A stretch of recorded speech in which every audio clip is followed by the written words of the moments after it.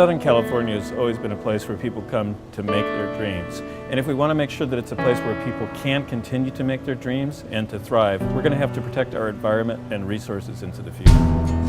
Making a better future means we need to face key challenges. Can we continue to just build in outlying areas? Do we think that making bigger and broader freeways will somehow solve the problem? How do we deal with the issues of housing affordability, particularly for our children and grandchildren who also want to live here? And most of all, as we face population growth, needing to add the equivalent of roughly 2 Chicagos into our metropolitan area, how do we maintain the quality of life that's been so essential for us and brought so many of us here? What SB 375 has done has really provided a table for us to come together and talk about the urban form of this extraordinary place we call Southern California. SCAG's process in its role in taking the leadership role in implementing 375 is a bottoms-up approach of total outreach to all 189 cities and the 6 counties that we represent.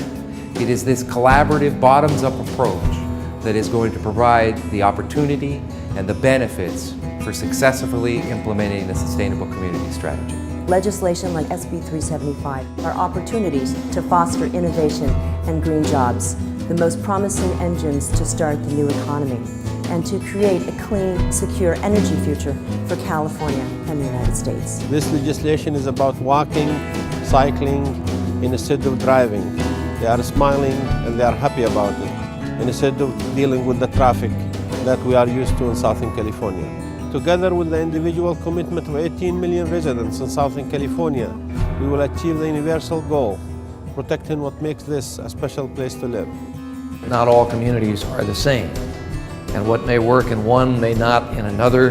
Therefore, in order to try to comply with the very ambitious requirements of this legislation, they want flexibility so that they can be innovative. I believe whether you're on the right or the left, you have to be for growth. The question really is, how can we change land use policy and still allow people to pursue their dreams? Many of the good practices that our cities are already carrying out in order to come up with more livable, walkable, bikeable communities are exactly the same things that we need to be doing to reduce our impact on the planet. It's not a question of should you do infill or should you do greenfields in the outlying areas.